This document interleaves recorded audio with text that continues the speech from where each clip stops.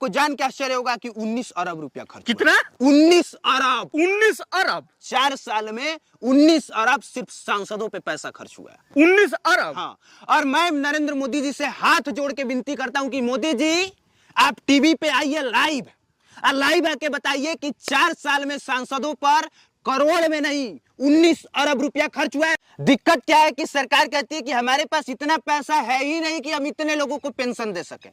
सरकार बताए कि आपके पास इतना पैसा है क्या कि आप एक साल में 72 लाख रुपया सांसदों पे खर्च करते हैं। एक साल में 72 लाख। 72 लाख एक सांसद पे? एक 72 लाख, जी हाँ। सरकार एक सांसद पर एक साल में 72 लाख खर्च कर रही है, महीने का 6 लाख खर्च कर रही है।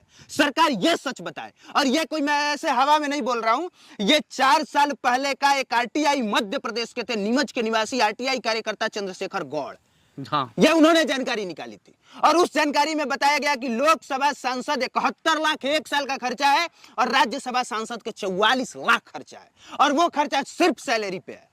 तो आपके पास इतना पैसा कहां से आ गया कि एक सांसद पे आप 6-6 लाख 7-7 लाख खर्च करें, वो भी एक महीना में? यहाँ पे आम लोगों का औसत जो है इनकम है वो 10,000 से ज्यादा नहीं है, और जो आपका नेता बन बैठा है आप ही के पैसे से, उसको आप 6 लाख रुपया महीने का दे रहे हैं, और आपके पास जो है जवानों को देने के लिए पैसे नहीं है। आपका रक्षा बजट का आधा पैसा इस पे खर्च कर रहा है, तो रक्षा बजट को बढ़ाइए ना सर।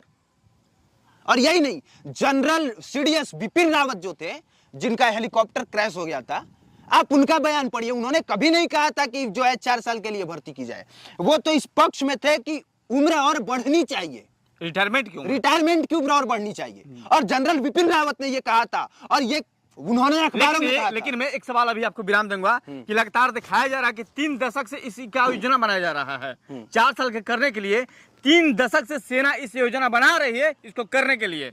यानी बिपिन रावत की इस बात की जानकारी नहीं था, या बिपिन रावत झूठ बोल रहे थे कि सरकार झूठ बोल रही है?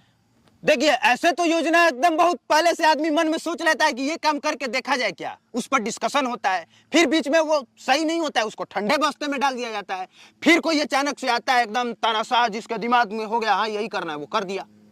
यानी देश के अंदर तानाशाही चल रही है, माना जाए। सर देखिए, अगर आपको फैसला आम आदमी को पसंद नहीं आ रहा है, उसकी जरूरत नहीं है, और उससे लोगों को दिक्कत हो रही है, तो फिर उसको क्या कहा जाएगा? 4 साल का स्कीम कहीं से सही नहीं लग रहा है, और अगर वो सही है भी तो सबसे पहले कम से कम जो लड़के फिजिकल निकाल चुके थे, रिटर्न निकाल चुके थे, उनकी भर्ती हो जानी चाहिए थी। इसके बाद अगर आप कुछ करते तो उससे कोई दिक्कत नहीं होती। लेकिन जिस प्रकार से कोचिंग संस्थाओं के ऊपर दबाव बनाया जा रहा है कि आप लोग उसका रहे हैं, लगभग 10 करोड़ रुपए की नुकसान पहुंचा है देश में, इसका भरपाई कैसे होगा और कैसे सरकार वसूलेगी? सरकार तो वसूलेगी तो कन्फर्म है। हाँ देखिए, जिस तरह से आंदोलन हुआ वो गलत है, उसका पुरजोर विरोध हम लोग करते हैं, वो नहीं होना चाहिए था। और वो विरोध होने के कारण क्या हुआ, मीडिया ने उन लोगों के खिलाफ में खबर चलाया, आम जनता उसके खिलाफ में हो गई, और अब तो इतने लोग खिलाफ में हो गए कि अब सरकार के समर्थन में सभी लोग चले गए हैं कि सरकार सही कर रही है। तो अहिंसक, जब हिंसक आंदोलन होता है तो यही होता है, तो वो गलत था सर, वो बिल्कुल गलत था, वो छात्रों को नहीं करना चाहिए था, और उन्होंने वो किया, उसका परिणाम वो भुगत रहे हैं। यानी सरकार तो साफ खुले मंच से कह दिया है कि मैं इस योजना का वापस नहीं लूंगा, आपको मरना है तो मरिए, जीना है तो जिए। हाँ, और सबसे बड़ी दिक्कत है कि सरकार कह रही है कि जबरदस्ती थोड़े हम आपको बुला रहे हैं, हाँ। आना है तो आइए, नहीं आना है मत आइए। सर ऐसे नहीं होता है, आदमी मजबूर है खाने के लिए, उसके पास पैसा नहीं है। आर्मी में कोई पढ़े लिखे घर के लड़के नहीं जाते हैं, ये हकीकत है, और इस हकीकत से हमें गुरेज ये बोलने से डरना नहीं चाहिए। पढ़े लिखे और धनी घर के बच्चे नहीं जाते हैं आर्मी में, वो बच्चे जाते हैं जिनको अपनी बहन की शादी करानी होती है, पढ़ने का जो है पैसा नहीं होता है, टाइम नहीं होता है, 10वीं क्लास से दौड़ के वो लोग भूत बन जाते हैं, और वो बच्चे आर्मी में जाते हैं। अगर आपको इतना पढ़ के ही पास जाना होता तो एनडीए के थ्रू जाते। आर्मी में रैलियों के माध्यम से नहीं जाते, तो रैलियों के माध्यम से गरीब बच्चे जाते हैं जिनको किसी भी तरह से खाने का जुगाड़ हो, बाकी बदले में वो देश की सेवा मर के भी कर लेंगे। यानी एक चीज मैं कहना चाहता हूं कि सोशल मीडिया पर जिस प्रकार से चल रहा है, एक तस्वीरें वायरल किया जा रहा है संसद भवन का और मोदी जी का, कहा जा रहा है कि पेंशन बंद होना चाहिए सांसद और विधायकों का, उसको लेकर आप देख रहे हैं कि लगता नहीं है कि अब देश में कुछ बदलाव होगा। अरे यही तो बड़ी दिक्कत है, मैं डेटा बताना भूल गया, 4 वर्ष में लोकसभा और राज्यसभा के सांसदों पर वेतन भत्ते पर आपको जान के आश्चर्य होगा कि 19 अरब रुपया खर्च हुआ। कितना? 19 अरब। 19 अरब 4 साल में 19 अरब सिर्फ सांसदों पे पैसा खर्च हुआ है। 19 अरब। हाँ, और मैं नरेंद्र मोदी जी से हाथ जोड़ के विनती करता हूं कि मोदी जी आप टीवी पे आइए लाइव, और लाइव आके बताइए कि 4 साल में सांसदों पर करोड़ में नहीं 19 अरब रुपया खर्च हुआ है, और ये 2015 का डेटा है। 2015 का डेटा है, और आज का डेटा 19 अरब से कई गुना ज्यादा अधिक हो गया होगा, कई गुना अधिक, क्योंकि मोदी जी के आने के बाद इनका वेतन भत्ता कम नहीं हुआ है। 40,000 था, आज बढ़ के 72,000 हो गया है। बाप रे बाप। यानी देश में जिस प्रकार से युवा ने आंदोलन किया, कहीं ना कहीं जाके अब संसद के दरवाजे पर खड़ा हो चुका है। आने वाले दिन में ये पता चल जाएगा कि देश हित के अंदर कौन सोचता है, नेता या सैनिक। हम तो पहले ही कह चुके हैं कि आप सांसदों का वेतन खत्म कर दीजिए, देश की युवा फ्री में जो है बॉर्डर पर लड़ने के लिए कंफर्म है? कंफर्म है 100%। अरे भाई, जब मोदी जी फ्री में वैक्सीन लगवा लिए थे ना, पूरा देश वैक्सीन लगवाने के लिए तैयार हो गया था। क्यों? क्योंकि देश का प्रधानमंत्री वैक्सीन लगवा रहा है, लोगों को भरोसा हो गया। अगर देश के नेता फ्री में काम करने के लिए तैयार हो जाए तो लोग अपने घर का खेत बेच के देश की सेवा करने के लिए तैयार हो जाएंगे। क्यों? क्योंकि लोग ऊपर देखते हैं। अगर ऊपर में आदमी ईमानदार दिखे तो नीचे सारा सिस्टम सही हो जाता है। लोग आम आदमी को दोष देते हैं। नहीं सर, आम आदमी दोषी नहीं होता है।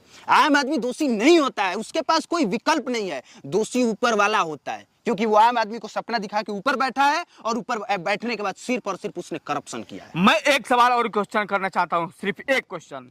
इतना बड़ा आंदोलन हुआ और फर्म निकलने वाला है, निकल चुका है, तो इसका विरोध कैसे होना चाहिए? आप पूरे समूह, जितने छात्र समूह जिस प्रकार से विरोध किया, सारा के सारा इस फर्म को रिजेक्ट कर दे कि मैं एक भी व्यक्ति इस फर्म को अप्लाई नहीं करूंगा, पता चलेगा विश्व पटक पे इनकी औकात क्या है। ये बात आप मत कहिए, ये कहिएगा तो फिर आपको भड़काने के जुर्म में जेल में डाल। नहीं, मुझे क्या भड़का जुर्म में डालेंगे? क्योंकि बहुत सारे पत्रकारों को डाला गया है। लेकिन हाँ, अगर हम लोगों को सजेशन देना होता तो हम यही कहते कि देख भाई, तू लोग मत कर ऐसे आंदोलन, फॉर्म निकला ना, फॉर्म ही नहीं भरते। और यह स्टार्टिंग में स्टेप उठाना चाहिए था, अब उठाएंगे तो कोई मतलब नहीं है। ट्रेन जला के आप कहें कि हम फॉर्म नहीं भरेंगे तो गलत है। ट्रेन जलाने के अलावा बैठ जाते धरने पर, कहते कि तुम निकाल लो फॉर्म, हम नहीं भरेंगे, और एकजुट होते तो इस देश की हंसाई पूरे विश्व में होती, और बिना कोई सवाल किए ऐसे झुकना पड़ता। आपने फॉर्म भरा और कोई फॉर्म ही नहीं भरने गया, आपने फॉर्म निकाला कोई भरने नहीं गया, इससे बड़ा हंसने वाली कौन सी बात है? इतनी बड़ी हकीकत आपने कुमार अभिनव जी इस प्लेटफॉर्म पर खड़ा करके आपने सिखा दिया कि जिस प्रकार से हमारे छात्रों को गुमराह किया जा रहा है, नहीं कहीं उनको एक गुमराह करने की साजिश की जाती है, लोग उसको देशद्रोही बता रहे हैं। देखिए, सिर्फ 2 गलती हुई है, सिर्फ 2 गलती। 2020 के बाद वैकेंसी रोकना सबसे बड़ी गलती। 2 साल में आपने चुनाव करा दिया लेकिन रैली नहीं की, बहुत सारे बच्चों का करियर बर्बाद। सवाल उठता है। हाँ। और दूसरी सबसे बड़ी गलती कि जो बच्चे दौड़ के निकाल चुके थे, फिजिकल निकाल चुके थे, रिटर्न निकाल चुके थे, उन बच्चों को आपने ऐसे ही सस्पेंड कर दिया। ये 2 सबसे बड़ी गलती है, और ये कोई छोटी मोटी गलती नहीं है, और उसी का परिणाम है जो हुआ है देश के साथ। ये उसका रिजल्ट है।